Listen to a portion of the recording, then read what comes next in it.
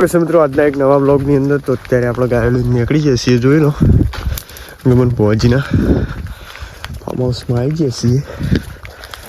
જો આ સોમો દેખાય ગમન ભુવાજીનું ફાર્મ હાઉસ છે. આ જવાનો રસ્તો છે ઇન્ડસ અને આ બાજુ આપણી ગાયો જાય છે. તો કાલે વરસાદ થયો તો એટલે ગાયોને ચરવા માટે કશું રહ્યું છે નહીં, બરબાદ થઈ ગયું બધું ચરવાનું. પલળી ગયું, કોઈના ઈંડા પલળી ગયા, કોઈના ઘઉં પલળી ગયા. બહુ દુઃખ થયું, પણ શું કરવાનું એમાં? ભગવાન કરે એનું તો આપણે શું પણ કરી શકીએ. એટલે આવું બધું છે ને. અત્યારે અમે ગાયો લઈને અમે જઈએ છીએ. જોઈ લો ચરવાનું કેવું છે. મય જઈને હું તમને બતાવી. હવાવાળું ખેતર છે બરાબર. હું તમને બતાવું, વ્લોગમાં બને રહેજો. મળીએ ત્યાં જઈને. જુઓ અત્યારે બધી ગાયો જાય છે જ, તો મળીએ એકન જઈને. તો મિત્રો ગાયો આટલા બધું ચરી રહી છે. જોઈ લો ગાયો ભેંસ્યું આવું ચરવાનું છે. તડકો કાઢ્યો છે. જોઈ લો સૂરજ. અને ગાયો આપણે આટલા આવી ગયા છીએ ભુવાજીના ફાર્મમાં. જો હોમમાં જે દેખાય એ ભુવાજીનો બંગલો છે, જે બનવાની તૈયારી કરી રહ્યો છે. હોમમાં પેલું રહ્યું એક હવાવાળું ખેતર છે. એ બાજુથી ડાયરેક્ટ ગાયો આ બાજુ આવી જઈ છે ચરતી. આટલામાં બધું ચરાવીએ છીએ હાલ. આ ખેતર પણ ચોખ્ખું કર્યું છે અમે ભુવાજીએ. ગમે તે કોક વાવી દે અમે અત્યાર સુધી પડતર પડી દીધું. જુઓ આટલામાં બધું ચારીએ પછી પેલા ઘઉંવાળા ખેતરમાં લઈ જશું ગાયો. બરાબર. તો તમે બ્લોગમાં બન્યા રહેજો. મળીએ પછી. લાકડો લેવા આવ્યો તો હું જોઈ લો ચા પીવા માટે લાકડા લઈ લીધો હશે. ગાયો પેલી મગા ચરે છે. જો મગા ચરી જશે.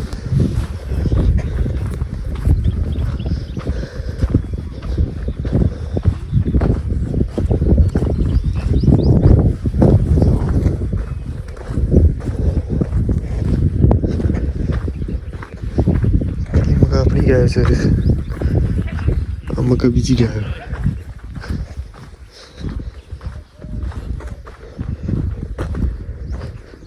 તો મળીએ પછી. તો મિત્રો આ બાજુ આપણો ચા બનવાની રેડી થઈ ગયું છે. જોઈ લો આપણે ચા મૂકી દીધું છે. ચમક 12:30 થઈ ગયા છે એટલે ચા બનાવવા મૂકી દીધું છે. અને પેલી મકા આપણી ગાયો ચરે છે. જોઈ લો બધો આ બાજુ બધો ચરે છે આપણી ગાયો. અને આ બાજુ આપણો ચા ઉકળો છે. તો ચા પી લઈએ એમાં. જુઓ ચા કેવો બની જશે. અને આ બાજુ બીજી ગાયો છે. આ મકાઈ બીજી ગાયો ચરે છે. જુઓ. તો મળીએ પછી. ત્યાં સુધી બને રહેજો અમારા વ્લોગની અંદર. મિત્રો પેલા બાજુથી ગાયો અમે આ બાજુ લાવી દીધી છે. જોઈ લો આટલામાં બધું ચરું છે. જો આ બાજુ ઘઉં પડ્યા છે એટલા માટે હું પણ ભર્યું છું. જોઈ લો કાલ વરસાદ આવ્યો હતો એના માટે આ બધું ધોકેલું છે.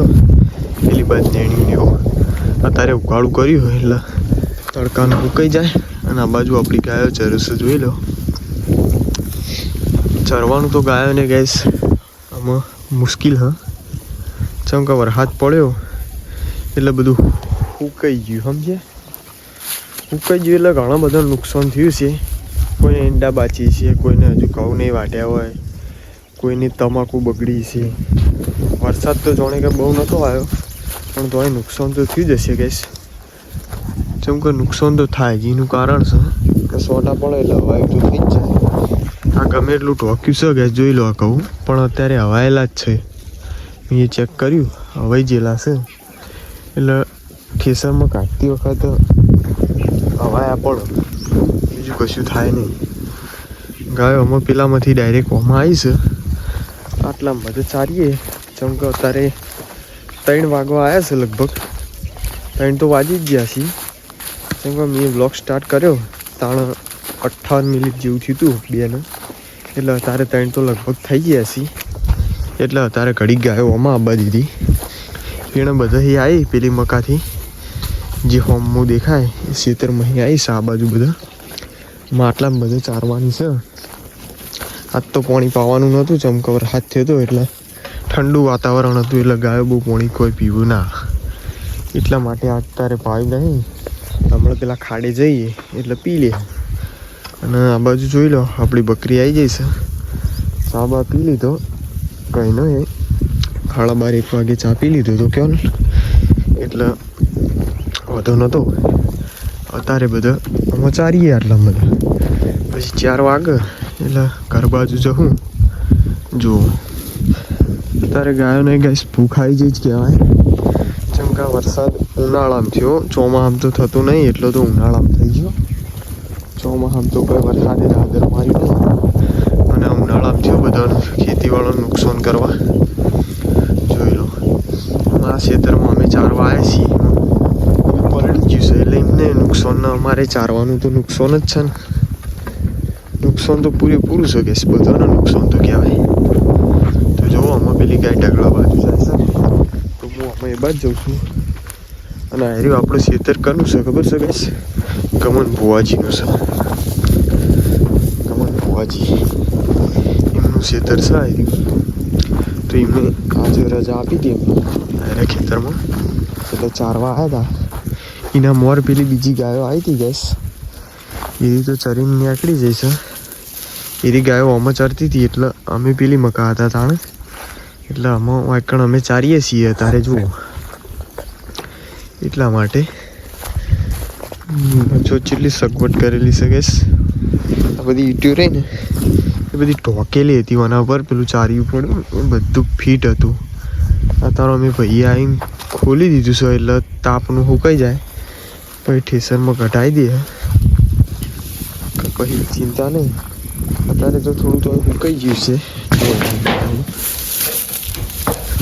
થોડું હવાયું છે, પણ સુકાઈ જાય, કશો વાંધો નહીં.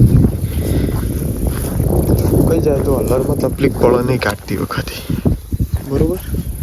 તો વ્લોગમાં બને રહેજો, મળીએ પછી આપણે હમણાં. ત્યાં સુધી મિત્રો અમે આવી ગયા છીએ આપણે ગાયો પીવડાવવા માટે ખાડી લઈને. તો અહીં ડાયરેક્ટ આવી ગયા છીએ. જોઈ લો, ગાયો બધી તોડી રહી છે. બકરીએ પાણી ખોવા, પણ આજ તો આવ્યું લાગતું નહીં પાણી. જો ગાયો બધી જાય છે ગાય ઘા. ભેંસને ઓળવી પડશે ગેસ, પાણી દોરી નાખશે. પછી જુઓ ગાય ઘા જઈ રહી છે બધી. તો ભેંસ આ બાજુ આવે છે તો આપણે ઉડી પાડીએ. હે હે ગોડી હે હે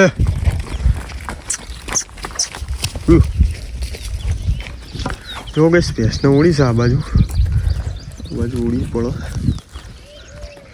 ભાઈ નાખી જાય તો ઓનું નક્કી નહીં કોઈ. તો બધી ગાયો આવી રહી છે, ભેંસને ઉડી છે આ બાજુ આપણે. જો